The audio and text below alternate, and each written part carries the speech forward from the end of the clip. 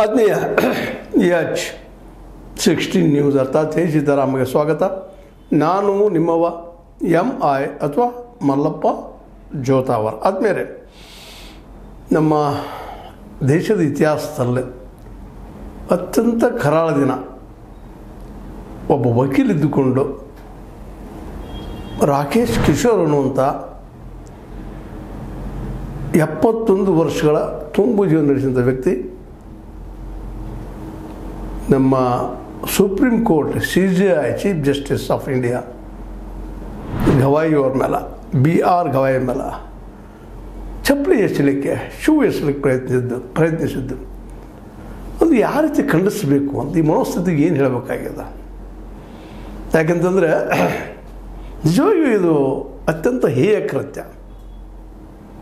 ಇದು ದೇಶ ಕೇವಲ ಸನಾತನಿಗಳದ್ದಲ್ಲ, ಕೇವಲ ಮುಸ್ಲಿಮರದಲ್ಲ, ಕೇವಲ ಕ್ರಿಶ್ಚಿಯನ್ರದಲ್ಲ, ಇದು ಎಲ್ಲರೂ ದೇಶ. ಹೌದು, ಅವ್ರ ಅಭಿಪ್ರಾಯ ಸನಾತನಿಗಳ ವಿರೋಧವಾಗಿ ಚಾರ್ವಾಕರಿರಲಿ ಬದುಕಿದಂಥದ್ದು. ಇತಿಹಾಸದಲ್ಲಿ ಚಾರ್ವಾಕರ ಇಲ್ಲದಂಗೆ ಮಾಡಿದಂಥದ್ದು ಆಗ್ಯದ. ಆದರೆ ಇವತ್ತು ಚಾರ್ವಾಕರು ಸತ್ತಿಲ್ಲ. ಇಡೀ ವಿಶ್ವದಲ್ಲೇ ಇವತ್ತು 3ನೇ ನಂಬರ್ ಆಗಿದ್ದಾರೆ. ಮೊದಲನೇದಾಗೆ ಕ್ರಿಶ್ಚಿಯನ್, ಎರಡನೇದಾಗೆ ಇಸ್ಲಾಂ, ಮೂರನೇದಾಗೆ ಚಾರ್ವಾಕರಾಗಿದ್ದಾರೆ. ಇವತ್ತು ಇದು UN ರಿಪೋರ್ಟ್. 4ನೇದಾಗಿ ಹಿಂದೂಗಳಾಗಿದ್ದಾರೆ. ಇವರಿಗೆ ಸನಾತನ ಬಗ್ಗೆ ವಾದ ಮಾಡ್ತಾ ಇದ್ದಾರೆ. ಈ ಜನ ತಿಳ್ಕೊಬೇಕಾಗ್ಯದ. ಸನಾತನ ಅನ್ನೋ ಸ್ವಲ್ಪ ಇದೇನಪ್ಪ ಅಂದ್ರೆ ವರ್ಣಾಶ್ರಮ ಪದ್ಧತಿ ಮೇಲೆ ನಿಂತಂಥದ್ದು, ಮೇಲು ಕೀಳಿನ ಮೇಲೆ ನಿಂತಂಥದ್ದು. ಇದರ ವಿರೋಧವಾಗಿಯೇ ನಮ್ಮ ಅಂಬೇಡ್ಕರ್ ಅವರು ಇಡೀ ಜೀವನ ಪರ್ಯಂತ ಹೋರಾಟ ಮಾಡಿ ಈ ದೇಶಕ್ಕೆ ಒಂದು ಸಂವಿಧಾನ ಕೊಟ್ಟಂಥವ್ರು. ಇದನ್ನಿಲ್ಲೇ ನಾವು ನೆನಪಿಸ್ಕೋಬೇಕಾಗ್ತದೆ. ಗವಾಯಿ ಅವರು ಏನೋ ಮಾತಾಡಿದ್ರು ಸಹಿತ ಸಂವಿಧಾನದ ಅಡಿಯಲ್ಲಿ ಉತ್ತರ ಕೊಟ್ಟಂಥದ್ದು ಇನ್ನೂ ಏನೋ ಆಗಿರ್ಬೋದು ಆ ಘಟನೆ.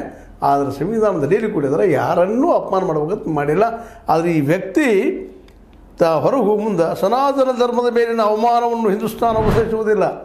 ಹಿಂದೂಸ್ತಾನದಲ್ಲಿ ಕೇವಲ ನಿಮ್ಮ ಸನಾತನ ಒಂದೂ ಇಲ್ಲರಿ, ಇಲ್ಲೇ ಎಲ್ಲರೂ ಇದ್ದೀವಿ. ಇಲ್ಲೇ ಯಾರು ಸಿಂಧೂ ನದಿ ದಂಡಿ ಮೇಲೆ ಬದುಕನ್ನು ಮಾಡಿದಾರೋ, ಜೀವನ ಮಾಡಿದಾರೋ, ತಮ್ಮ ಬದುಕನ್ನು ಕಳ್ಕೊಂಡಿದ್ದಾರೋ, ಬದುಕನ್ನು ಹುಡುಕಿಕೊಂಡಿದ್ದಾರೋ ಅವರೆಲ್ಲರೂ ಇದರಲ್ಲಿದ್ದಾರೆ.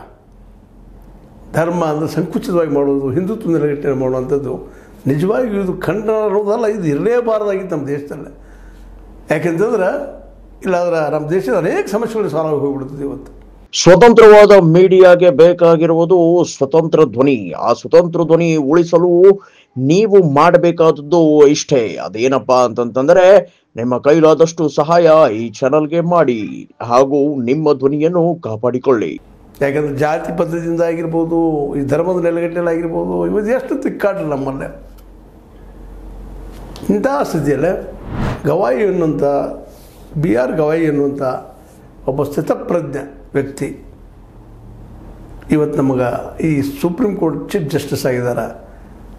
ಯಾವುದಕ್ಕೂ ಬಗ್ಗದೆ ತನಗೆ ಸರಿ ಎನಿಸಿದಂಥ ಸಂವಿಧಾನದ ಅಡಿಯಲ್ಲಿದ್ದಂಥ ನಿರ್ಧಾರ ಕೊಡುವಂಥ ಒಬ್ಬ ವ್ಯಕ್ತಿ ಇದ್ದಾರೆ ಇವತ್ತು BR ಗವಾಯಿ ಅವರು. ಅವರಾದ ಘಟನೆ ಆದ ತಕ್ಷಣ ಹೇಳ್ತಾರೆ, ಇದಕ್ಕೆ ಯಾರು ನೀವು ಚೇಂಜ್ ಆಗ್ಕೋಬೇಡಿ, ವಿಚಿತ್ರ ಆಗಬೇಡ್ರಿ, ಇವು ನಡೆಯುವಲ್ಲ. ಇವು ವಿರೋಧಗಳು ಇರೋರು ಅನ್ನೋಷ್ಟರ ಮಟ್ಟಿಗೆ ಮಾತಾಡ್ತಾ ಇದ್ದಾರೆ. ವಿಚಲಿತರಾಗುವುದು ಬೇಡ, ನಾನು ವಿಚಲಿತರಾಗಿಲ್ಲ. ಇಂಥ ಘಟನೆಗಳು ನನ್ನ ಮೇಲೆ ಯಾವ ಪರಿಣಾಮವನ್ನೂ ಬೀರುವುದಿಲ್ಲ. ಅವರು ತಮ್ಮ ಬದುಕಿನಿಂದ ನೋವುಗಳು ಸಾಕಷ್ಟು ಕಂಡಿದ್ದಾರೆ. ದಲಿತ ಸಮುದಾಯದ ಬಂದಂಥ ವ್ಯಕ್ತಿ ಅಂಬೇಡ್ಕರ್ ಬದುಕನ್ನು ನೋಡಿ ಕೇಳಿ ಓದಿ ಜೊತೆಗೆ ಆ ಬದುಕನ್ನು ಅನುಭವಿಸಿ ಬಂದಂಥವರು ಇವತ್ತು ಈ ರಾಷ್ಟ್ರದ ಹೆಡ್ ಆಗಿದ್ದಾರೆ. ಅವರು ಯಾವತ್ತೂ ತಮ್ಮ ಭಾಷೆ ಮೇಲಾಗಲಿ ವಿಚಾರಗಳ ಮೇಲಾಗಲಿ ಬಂಧನ ನಡೆಸಿಕೊಂಡಂಥವ್ರಲ್ಲ, ಮತ್ತು ಯಾವುದೇ ಧರ್ಮದ ವಿರೋಧಿನೂ ಅಲ್ಲ. ಅವರು ಎಲ್ಲರನ್ನು ಸಮಾನ ಇರುವಂಥ ಜಾತ್ಯತೀತ ಮನೋಭಾವದವರು. ಅದು ಈ ವ್ಯಕ್ತಿ ರಾಕೇಶ್ ಕಿಶೋರ್ ಅನ್ನುವಂಥ ವ್ಯಕ್ತಿ ಸನಾತನಿ ಇಷ್ಟ ಅಲ್ಲ, ಒಬ್ಬ ಇದು ಶಬ್ದ ಎಲ್ಲ ಮತ್ತು ಹೇಳ್ತಾ ಇದ್ರು. ಯಾವ ಗಾಂಧೀಜಿಯವರನ್ನು ಕೊಂದಂಥ ಗೋಡ್ಸೆ ಆ ಮನೋಸ್ಥಿತಿ ಮನುಷ್ಯ ಅವರು. ಇವರನ್ನು ತೀವ್ರವಾಗಿ ಖಂಡಿಸಬೇಕಾಗಿತ್ತು. ಮತ್ತು ಇಲ್ಲೋ ಇಂಥ ಘಟನೆ ಮೇಲಿನಲ್ಲಿ ಆಗ್ತಾನೆ ಇದ್ದಾವೆ.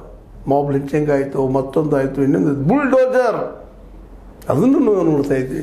ಬುಲ್ಡೋಜರ್ ಆಯಿತು. ಇವೆಲ್ಲವೂ ಗಾಂಧೀಜಿಯವರ ಕೊಂದ ಮನೋಸ್ಥಿತಿಗಳು. ಅವ ಮನೋಸ್ಥಿತಿಗಳು ಇವತ್ತು ನಮ್ಮ CJI ಮೇಲೆ ಚಪ್ಪಲಿಯನ್ನು ಶಿವನ್ನು ಇಸುವಂಥ ದುಸ್ಸಾಹಸ ಮಾಡಿದ್ದಾರೆ. ಇದನ್ನು ನಾವೆಲ್ಲರೂ ಸಹಿಸ್ಕೊಳ್ಳೋದಕ್ಕೆ ಸಾಧ್ಯ ಇಲ್ಲ ಅನ್ನುವಂಥ ಮೆಸೇಜನ್ನು ಕೊಡಬೇಕಾಗ್ಯದ. ಅವ್ರು ತಿಳಿ ಹೇಳುವ ಕೆಲಸ ಮಾಡಬೇಕಾಗಿದೆ. ಅದರರ್ಥ ಅವ್ರು ಶಿಕ್ಷೆ ಕೊಟ್ಟರೆ ಸುತ್ತ ಪರಿವರ್ತನೆ ಆಗ್ತಾರೆ ಅಂತಲ್ಲ, ಮತ್ತು ಆಗೋ ಸಾಧ್ಯತೆಗಳು ಭಾಳ ಕಡಿಮೆ.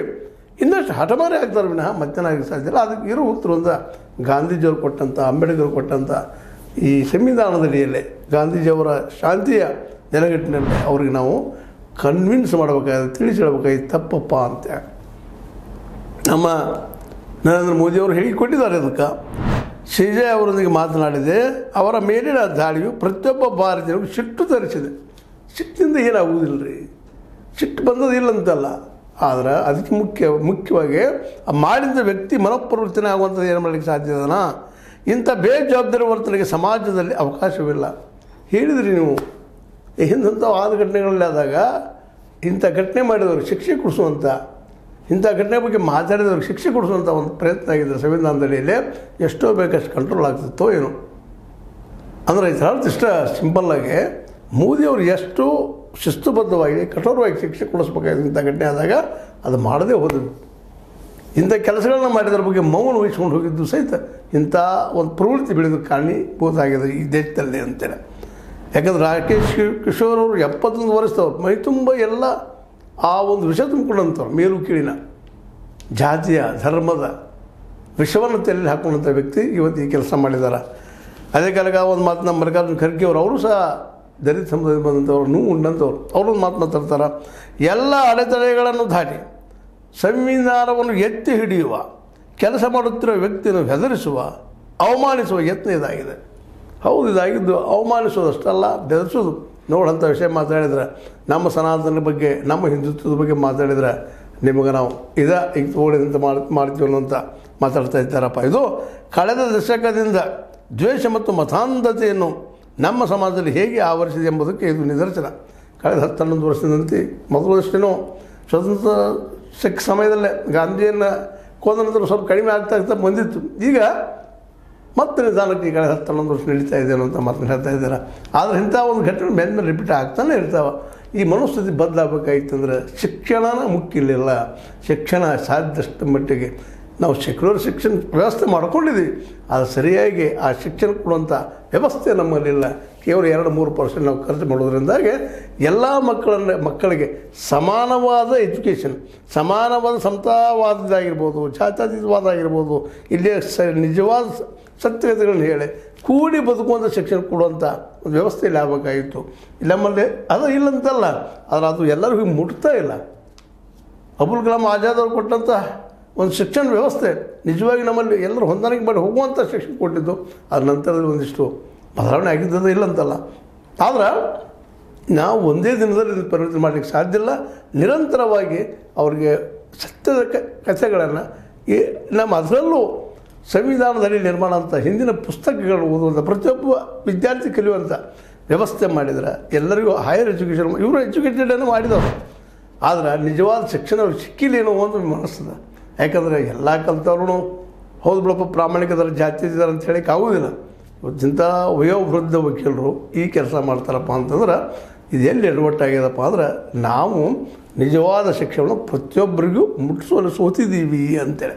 ಶಿಕ್ಷಣದಿಂದ ಪರಿವರ್ತನೆ ಮಾಡೋದು ಇದರಿಂದ ಸಾಧ್ಯ ಇಲ್ಲ. ಇವ್ರಿಗೆ ಎಂಥ ಶಿಕ್ಷೆ ಕೊಟ್ಟರು ಮತ್ತೆ ಹುಟ್ಟು ಬರ್ತಾ ಇರ್ತಾನೆ. ಮೂಗಿಗೆ ಗೊತ್ತದ ನಿಮಗೂ ಇತಿಹಾಸದಲ್ಲಿ ಶಿಕ್ಷೆ ದೊಡ್ಡದಿತ್ತು. ಮೂಗಪ್ಪ ಮತ್ತೊಂದು ಹಮ್ಮುರಾಬಿಗೆ ಶಾಸನ ಹೇಳ್ತದೆ. ಅದು ಶಾಸನ ಅಷ್ಟು ಶಿಕ್ಷೆ ಇದ್ದರೂ ಸಹಿತ ಕಡಿಮೆ ಆಗಿರಲಿಲ್ಲ. ಅದು ಶಿಕ್ಷಣ ಕಡಿಮೆ ಮಾಡಿಸ್ತಾ ಇತ್ತು. ಆ ಶಿಕ್ಷಣವಂತ ವ್ಯವಸ್ಥೆ ಆಗಬೇಕು. ನಮ್ಮೆಲ್ಲ ಮಕ್ಕಳು ಶಿಕ್ಷಕರ ನಿಶ್ಚಿತ ಪರಿವರ್ತನೆ ಆಗ್ತಾರೆ. ಗಾಂಧಿ ಮತ್ತು ಅಂಬೇಡ್ಕರ್ ವಿಚಾರಧಾರೆಯಲ್ಲೇ ಮಕ್ಕಳನ್ನು ಬೆಳೆಸಿದ್ರೆ ನಿಶ್ಚಿತವಾಗಿ ಗವಾಯಿ ಅನ್ನುವಂಥ ವ್ಯಕ್ತಿ ಇಲ್ಲ ತಯಾರಾಗ್ತಾರೆ.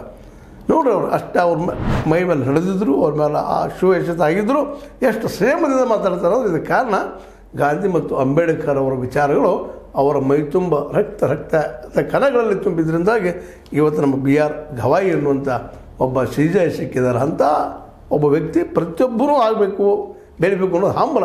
ಅದು ಮಾಡೋರು ಯಾರು? ಶಿಕ್ಷಣಕ್ಕೆ ನಾವು ಖರ್ಚು ಮಾಡ್ತಾ ಇಲ್ಲ, ಶಿಕ್ಷಣಕ್ಕೆ ಕೇವಲ 2-3% ಮಾಡ್ತಾ ಇದ್ದೀವಿ ಅನ್ನೋದು ನೆನಪಿಟ್ಕೊಂಡು ಈ ಅವನನ್ನು ಕ್ಷಮಿಸಿಬಿಡ್ಬೋದು ಯಾವ ರಾಕೇಶ್ ಕಿಶೋರ್ ಅವರನ್ನು. ಆದರೆ ಶಿಕ್ಷೆ ಕೊಟ್ಟರೆ ತಿದ್ದುಕೊಳ್ತಾರೆ ಅನ್ನೋದ್ರಲ್ಲಿ ಮಾತ್ರ ಯಾವ ವಿಶ್ವಾಸ ಇಲ್ಲ, ಹಾಗಾದರೆ ಬಿಡಲಿಕ್ಕೂ ಬರೋದಿಲ್ಲ ಅನ್ನೋದಷ್ಟು ಸತ್ಯದ.